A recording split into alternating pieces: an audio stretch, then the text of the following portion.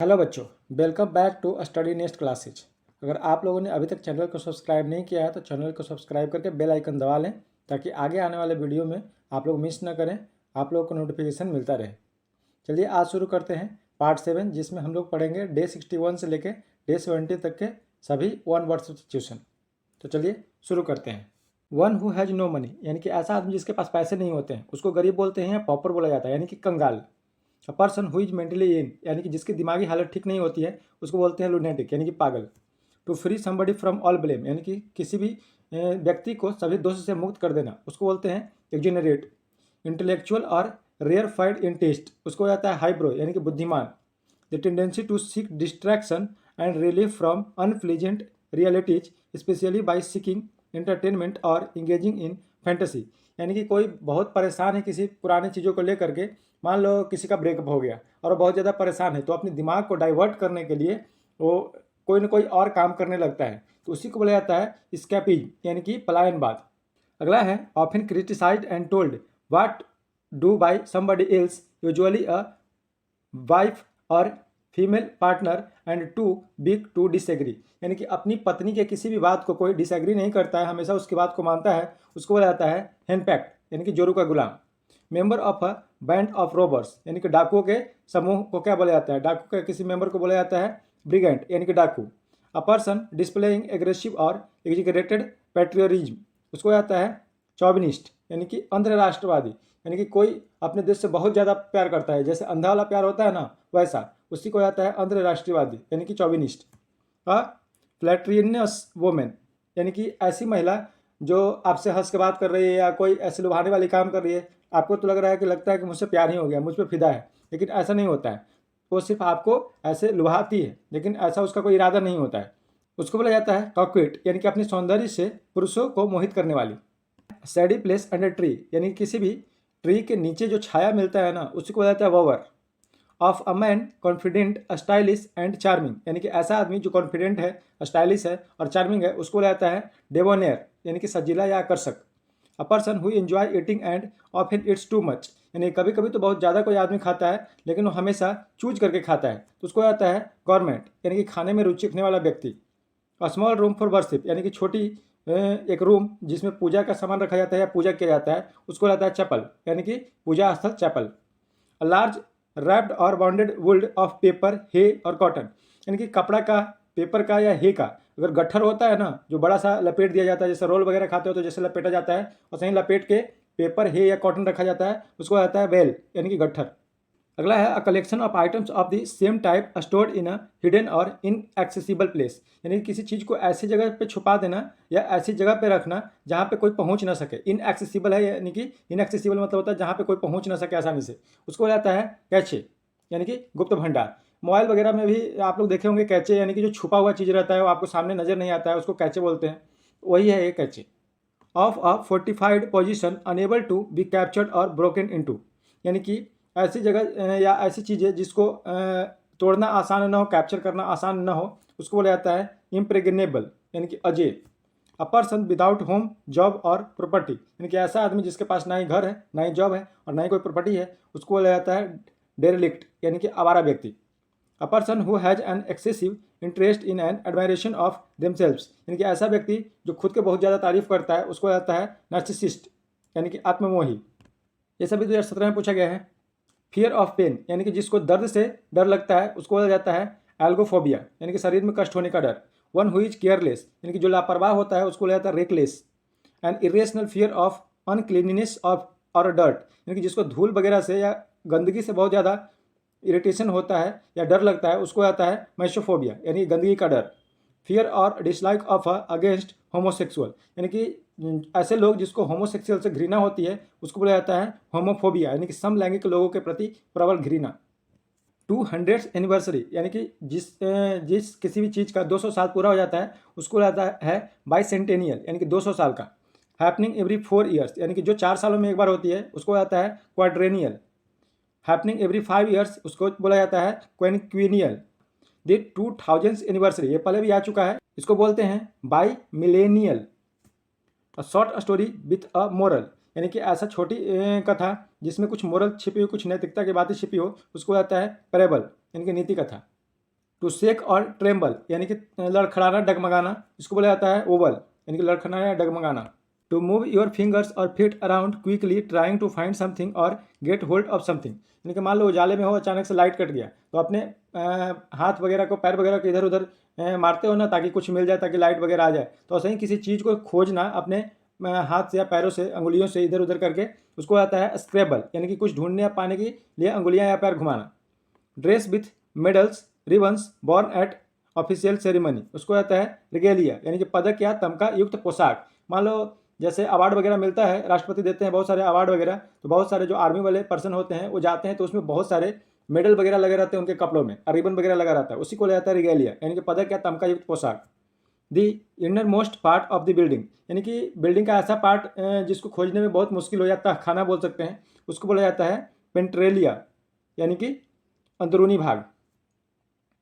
The ability to be easily stained with basic dyes, उसको कहता है basophilia. Extreme or indefinite to be adequately described, उसको बोलते हैं इनडिस्क्राइबेबल, यानी कि अवर्णनीय, जिसको डिस्क्राइब नहीं किया जा सकता है। अगला है टू बी अपेरेंट, इसको आता है ऑस्टिनेबल, यानी कि प्रत्यक्ष। इजिली इन्फ्लुएंस्ड, जो आसानी से इन्फ्लुएंस हो जाता है, उसको बोला जाता है इम्प्रेसिनेबल, यानी कि शीघ्र प्रभावित होने वाला। कैपेबल ऑफ बीइंग इमेजिन, उसको आता है कंसीवेबल, यानी कि कल्पनीय या सोचने योग्य।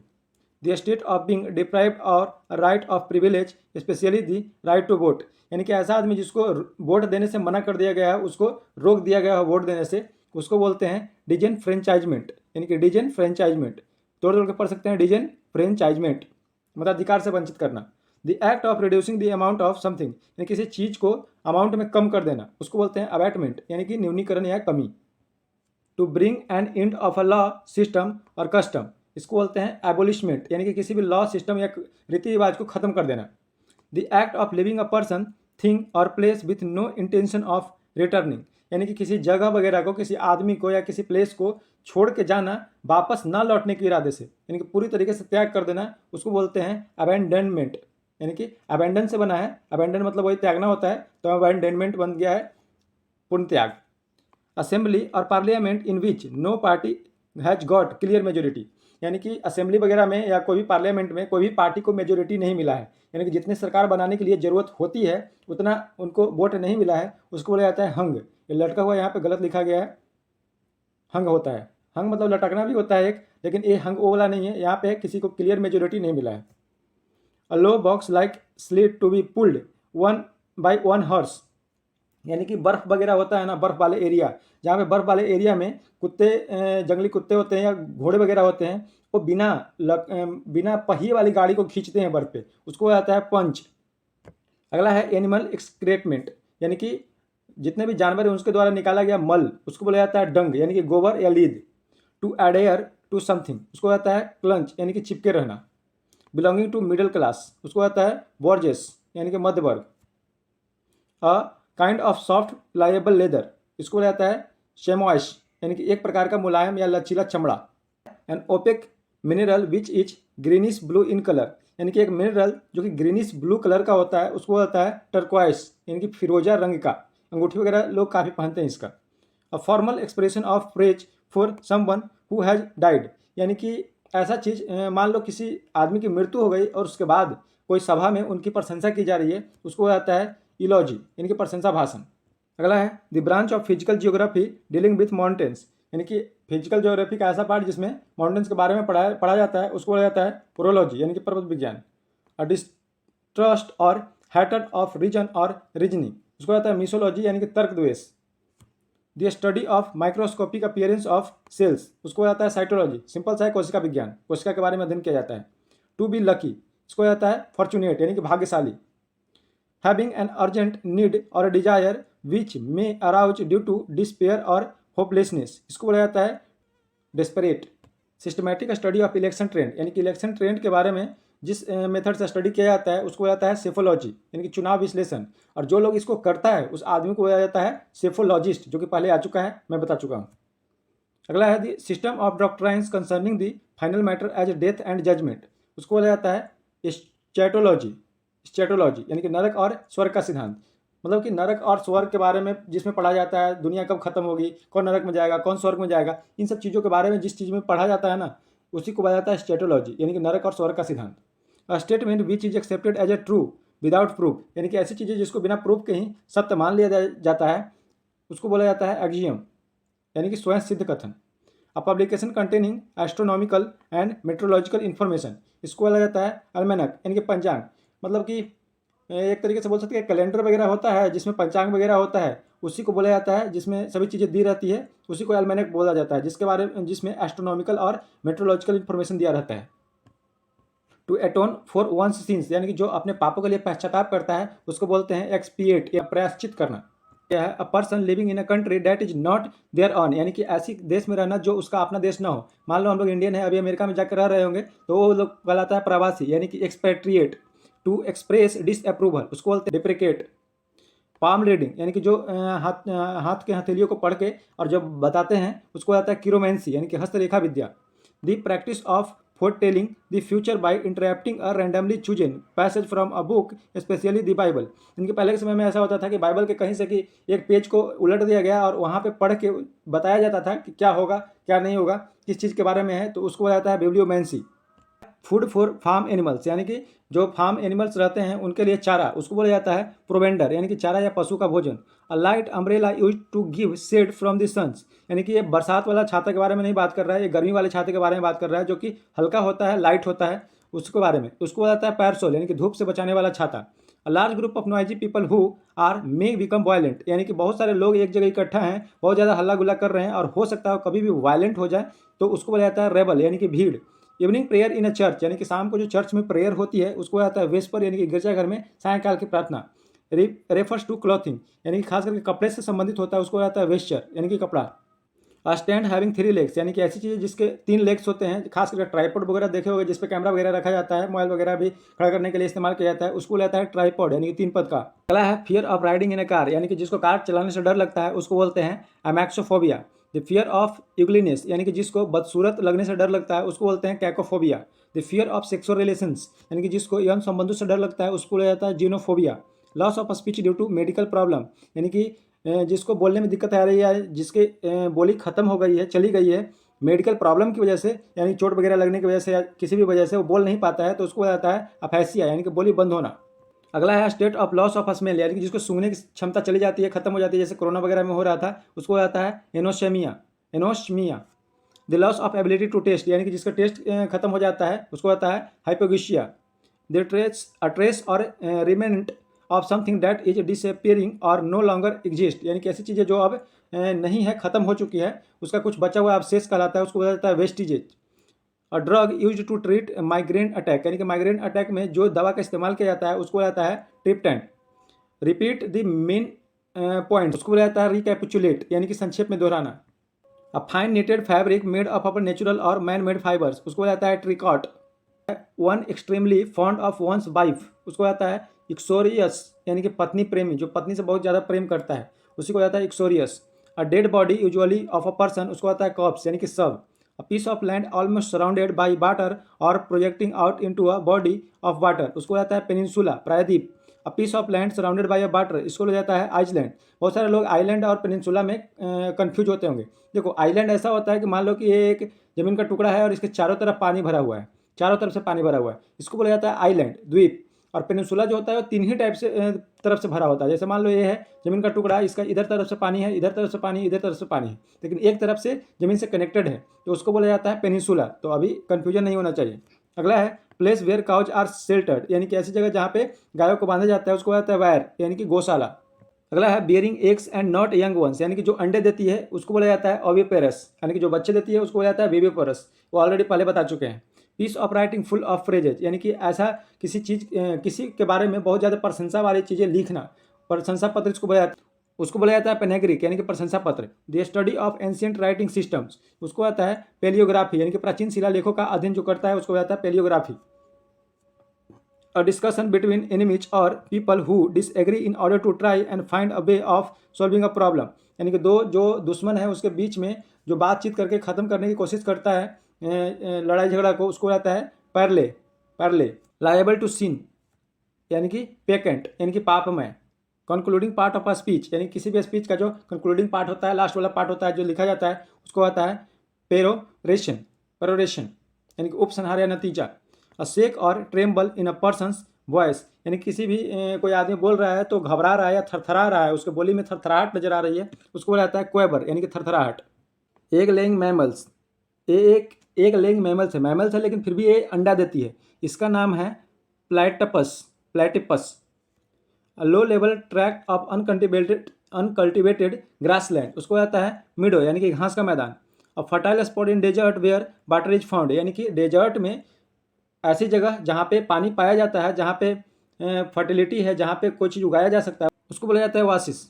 एग्जिस्टिंग ओनली इन नेम, उसको आता है टिटुलर, यानी कि नाम मात्रा का।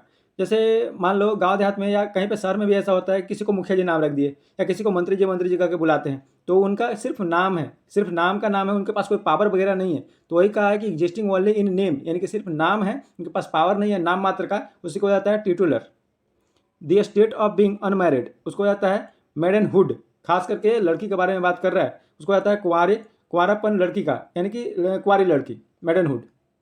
अगला है एन इंसेन पर्सन, यानी कि मैनियाक, पागल। अ person who builds using a stone और वर्क्स विथ अ स्टोन, उसको होता है मैसन, यानी कि मकान बनाने वाला, जो राजमिस्त्री होता है ना, मकान बनाने वाला, उसी को मैसन बोला जाता है। A person who builds using a stone और वर्क्स विथ अ स्टोन, यानी कि जो पत्थरों के साथ काम करता है या पत्थर वगैरह से घर बनाता है, उसी को मैसन बोला जाता है। रिमाइंडर ऑफ पास्ट इवेंट, जो पुरानी चीज़ों को याद करता है, उसको होता है मेमेंटो, स्मृति चिन्ह। Much smaller than usual, a very small detailed painting या मॉडल, यानी कि बहुत बड़े चीज़ों का एक छोटा सा रूप, उसी को जाता है मिनिएचर, यानी कि लघु। अगला है the scientific study of the structure and form of animals and plants.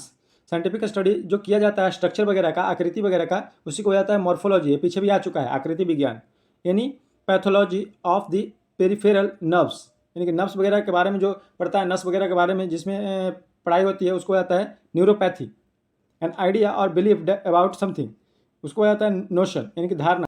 यदि 18 में पूछा गया है अ पर्सन एनिमल और plant much below the usual height, यानी कि जो नॉर्मल हाइट से बहुत छोटा होता है, मान लो आदमी नॉर्मली 5 या 6 फीट का होता है और मान लो कोई 2 फीट का है, तो उसको क्या बोलेंगे, बोना, ड्वार्फ इसको बोला जाता है, बोना।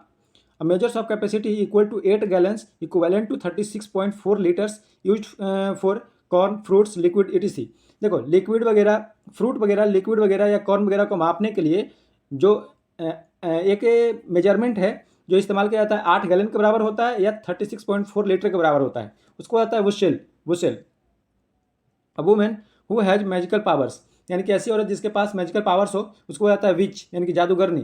अगला है अ स्टूडेंट हु आइडियली और विदाउट एक्सक्यूज absent हिमसेल्फ या हरसेल्फ फ्रॉम अ स्कूल, यानी कि बिना एक्सक्यूज के जो आदमी, जो लड़का हमेशा गायब रहता है स्कूल वगैरह से, उसको बोला जाता है ट्रुएंट, यानी कि पढ़ाई चोर बालक।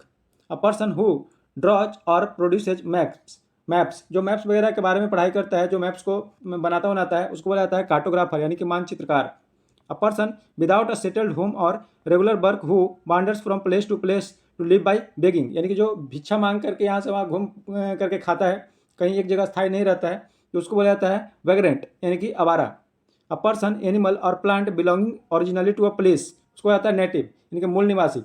अगला है a cylindrical container bulging out in the middle traditionally made of wooden staff for keeping oil beer etc, यानी कि ऐसा रहता है कुछ लकड़ी का एक बनाया हुआ ऐसा, ठीक है, इसमें बियर वगैरह रखने के लिए लोग इस्तेमाल करते हैं, उसको बोला जाता है बैरल, यानी कि पीपा, ठीक है।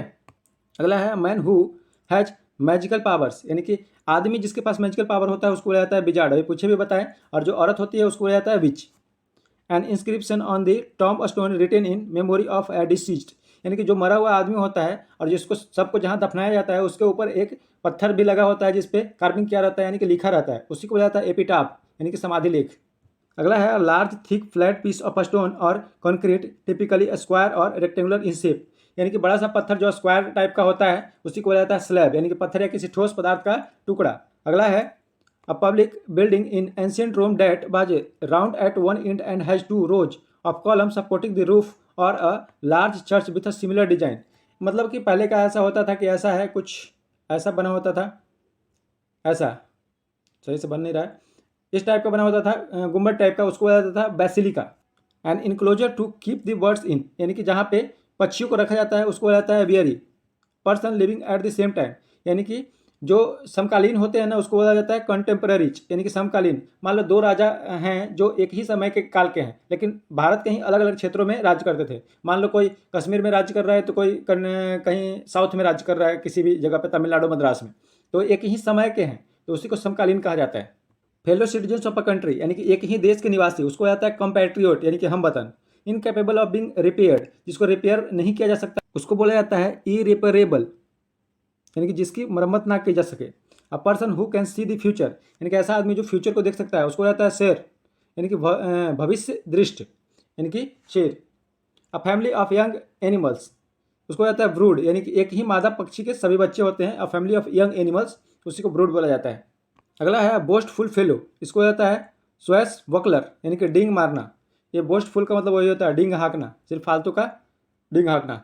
A person whose job is to estimate the value of something that is to be purchased, उसको आता है ऑडिटर, यानी कि लेख परीक्षक। यानी कोई भी चीज़ कोई खरीदता है उसका जॉब ही यही है कि जो भी चीज़ खरीदाता है, परचेज वगैरह होता है, उसका लेखा परीक्षक करना, यानी कि कितने का आया कितना का गया, इन सब चीज़ों को जो देख रेख करता है उसी को बोला जाता है ऑडिटर, यानी कि लेख परीक्षक।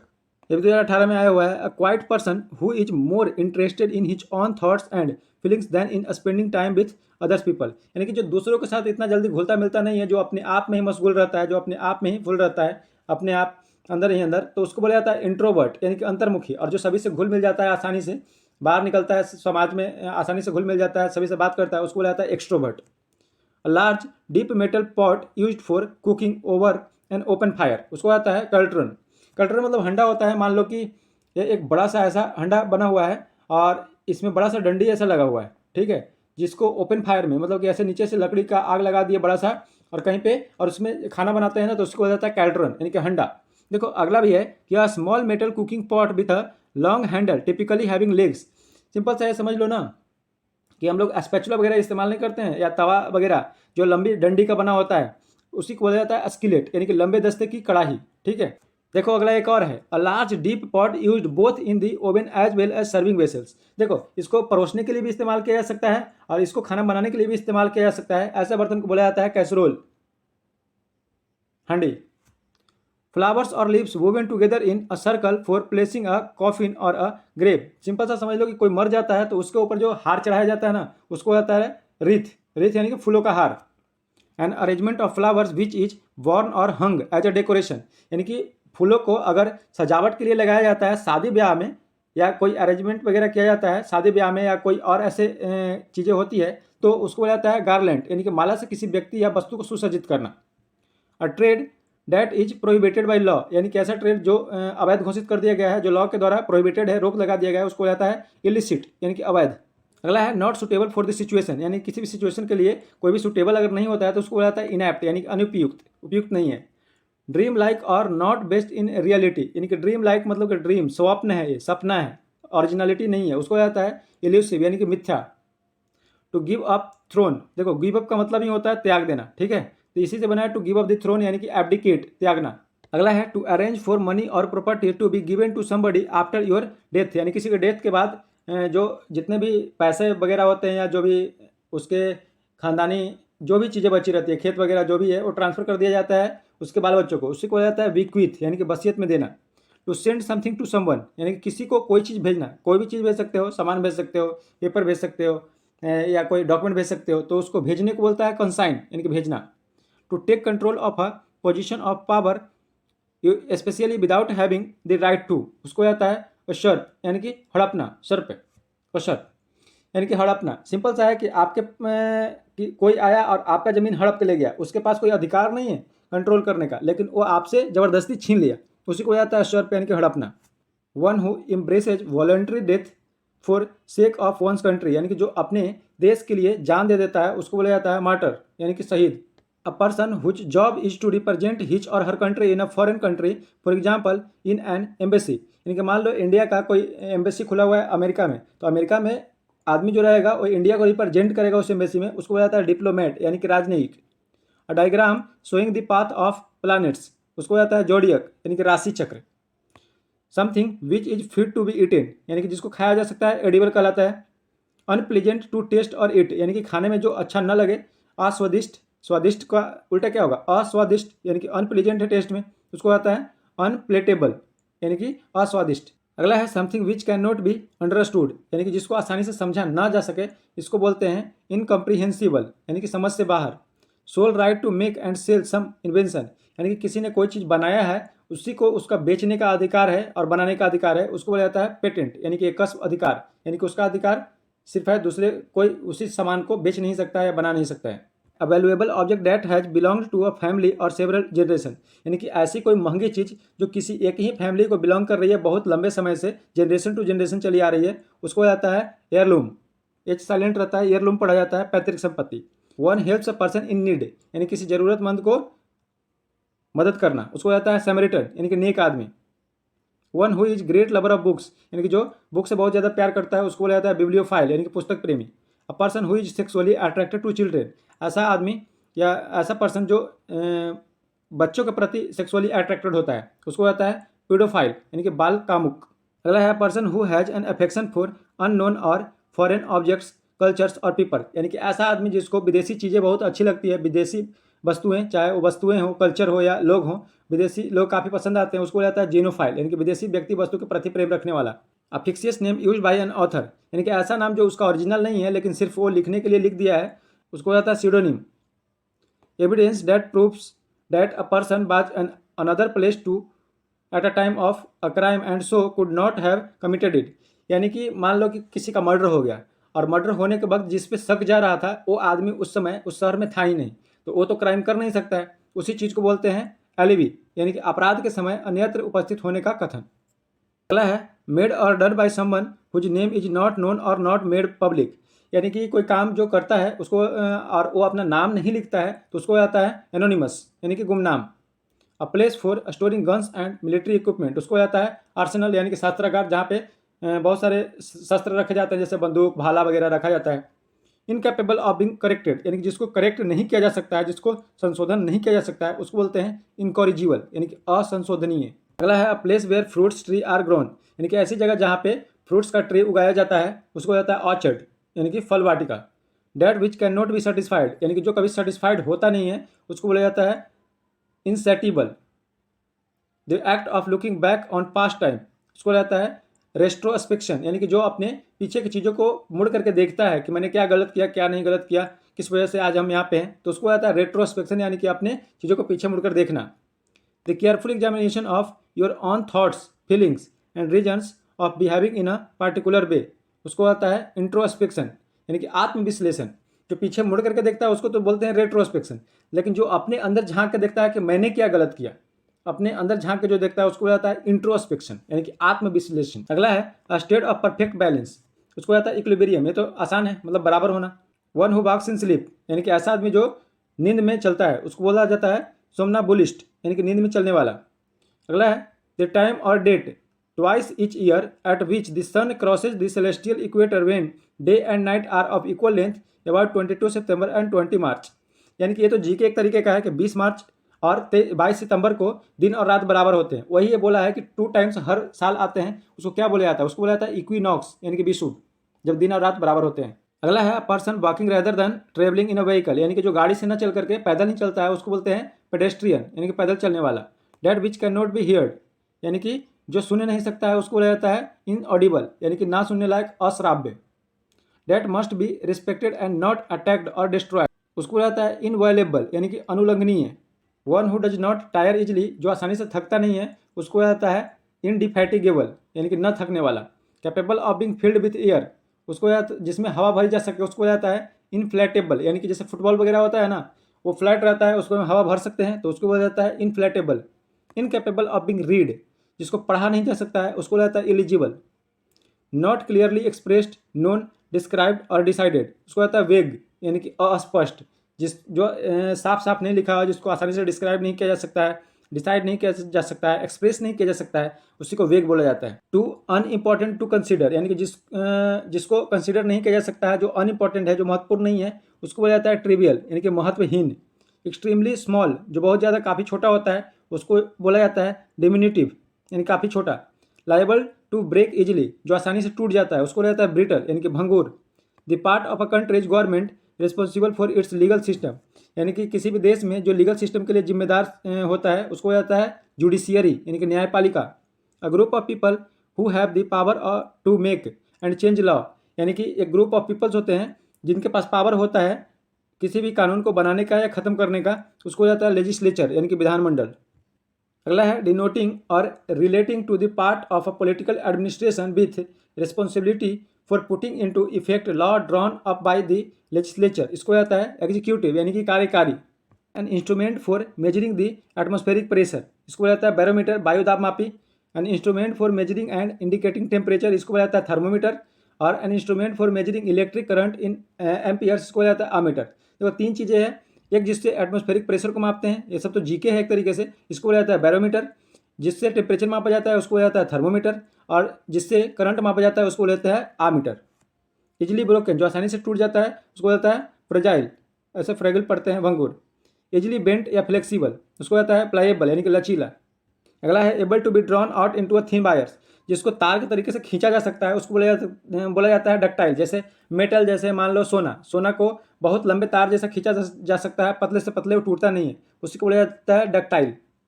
Able to be hammered or pressed into shape without breaking or cracking, यानी कि जिसको पीट पीट करके चादर जैसा फैलाया जा सकता है और वो टूटता नहीं है, उसको बोला जाता है मेलिएबल यानी कि आघात वर्धनीय। One who speaks two languages fluently, उसको बोला जाता है बाइलिंगुअल, यानी कि जो दो भाषाओं को एक ही साथ बोल सकता है fluently. Someone who studies foreign languages or can speak them very well, or someone who teaches or studies linguist, उसको जाता है लिंग्विस्ट। सिंपल सा है, जो विदेशी भाषा को पढ़ता है, जो आसानी से सिखा भी देता है, बोल भी देता है, उसको बोला जाता है लिंग्विस्ट यानी कि भाषाविद, जिसको भाषा का अच्छा नॉलेज हो। To express in an unclear way, यानी कि सही तरीके से नहीं बताना, अस्पष्ट तरीके से बताना, उसको होता है garbled. Lacking in variety and interest, उसको होता है मोनोटोनस यानी कि नीरस, जिसमें इंटरेस्ट ही नहीं हो, वेराइटी नहीं हो, कमी हो वेराइटी की या इंटरेस्ट की, उसको होता है monotonous. Full of energy and life, उसको होता है वाइब्रेंट यानी कि जीवंत और उत्साहपूर्ण। The state of being calm, उसको होता है सेरेनिटी यानी कि शांति या गंभीरता। Situated within or belonging solely to the organ of a body part on which it acts, इसको होता है इंट्रिंसिक यानी कि स्वाभाविक। The supposed communication of thoughts or ideas by means other than the nose senses, उसको होता है telepathy, यानी कि मान लो जो दिमाग तुम्हारा पढ़ के कोई चीज़ को तुमको बता दे, तुम बोले नहीं, तुम खड़े हो, कोई तुम्हारा दिमाग पढ़ के और आसानी से बता दे, उसी को ले जाता है टेलीपैथी, यानी कि मानसिक स्तर पर संदेशों का आदान प्रदान, यानी कि बोला तो नहीं लेकिन फिर भी वो तुम्हारे दिमाग को पढ़ लिया, ऐसा, उसी को जाता है telepathy. Feelings of a pity and sorrow for somebody else's misfortune, यानी किसी के साथ कुछ गलत हुआ तो आपको एक तरीके से सहानुभूति है, उससे आपको भी थोड़ा बहुत बुरा लग रहा है उसके लिए, उसको जाता है sympathy. A strong feeling of dislike towards someone और समथिंग, आप किसी से अगर बहुत ज़्यादा घृणा करते हैं तो उसको आ जाता है एंटीपैथी।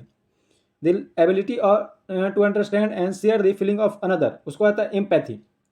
देखो सिंपैथी और एम्पैथी एक तरीके से सिनोनिम्स है, लेकिन सिंपैथी में होता है कि आप दूसरे के साथ कुछ हुआ तो आप गए सांत्वना देकर चले आए, आपको कोई उतना फर्क नहीं पड़ा। लेकिन एम्पैथी का मतलब होता है कि आप उसके साथ जो हुआ है वो चीज़ को आप भी फील कर रहे हो अपने अंदर, तो उसको आता है एम्पैथी, यानी कि अन्य व्यक्ति की भावनाओं को समझने की क्षमता। अगला है समथिंग काउजिंग शॉक और डिसमे, इसको आता है अपैलिंग यानी कि भयावह। Something happening by chance in a happy and beneficial way, उसको बोला जाता है सेरेंडिपिटी यानी कि आकस्मिक लाभवृत्ति। है death caused by accident rather than an result of a crime, यानी किसी क्राइम वगैरह की वजह से नहीं, एक्सीडेंट की वजह से किसी की डेथ होता है, उसको बोला जाता है मिस एडवेंचर यानी कि दुर्घटना या अभाग्य। Continuing for a very long time, उसको आता है इंटरमिनेबल यानी कि अंतहीन, यानी कि जो लगातार चल ही रहा है लंबे समय से, कभी खत्म नहीं हो रहा है, उसको आता है अंतहीन। Using only a few words to say something, यानी कि बहुत कम भाषा बोल करके बहुत बड़ी चीज़ों को समझा देना, उसको आता है लैकोनिक यानी कि अति संक्षिप्त या नपातुला जो बोलता है। Intended to last for only a short time until somebody या something more permanent is found, इसको आता है इंटरिम, यानी कि मान लो कहीं पे प्रिंसिपल जो है रिटायर हो गए हैं और अभी तक नया प्रिंसिपल आया नहीं है, उसके लिए उसके बीच में कुछ समय के लिए किसी और को प्रिंसिपल बना दिया जाता है जब तक नया प्रिंसिपल आ नहीं जाता है, तो उसी को आता है इंटरिम, जो अंतिम या अस्थायी नहीं है। अगला है giving a lot of information clearly and in a few words brief but comprehensive, यानी कि जो थोड़े शब्दों में काफ़ी सूचनाएं दे देता है, उसको आता है कंसाइज यानी कि एकदम नपातुला, थोड़े से वर्ड बोलेगा लेकिन क्लियरली बहुत सारी चीज़ों को समझा कर जाएगा, उसी को आता है कंसाइज। सीमिंग रीजनेबल, उसको आता है प्लॉजिबल यानी कि तर्कसंगत। अलाउइंग लिक्विड्स और gases to pass through it, यानी कि जो लिक्विड और गैस को अपने से पास होने देता है उसको आता है परमिएबल यानी कि पारगम्य। Generous or forgiving specially towards rivals or less powerful persons, उसको आता है मैग्नेनिमस यानी कि दयालु है। In a state of mind which prevents normal perception behaviour or social interaction seriously mentally ill. Simple सा लास्ट में लिख दिया, इसी से पता चल जाएगा मेंटली इन यानी कि उसका दिमाग सही नहीं है, जो सही तरीके से लोगों से बात नहीं कर रहा है, उसको आता है इनसेन यानी कि पागल, विक्षिप्त या मानसिक रोगी। प्लेजेंट टू टेस्ट यानी कि किसी चीज़ को मज़ा आता है टेस्ट करने में, तो उसको बोला जाता है स्वादिष्ट यानी कि प्लेटेबल, स्वादिष्ट। चलिए ये ख़त्म हो गया पार्ट 7। अगले वीडियो में पार्ट 8 में हम लोग बात करेंगे, फिर से 10 दिनों को कवर करेंगे। अगर आप लोगों ने अभी तक चैनल को सब्सक्राइब नहीं किया है तो चैनल को सब्सक्राइब करके बेल आइकन दबा लें। साथ साथ में अगर वीडियो पसंद आया हो तो वीडियो को लाइक करें और दोस्तों के साथ शेयर भी जरूर करें। Thanks for watching.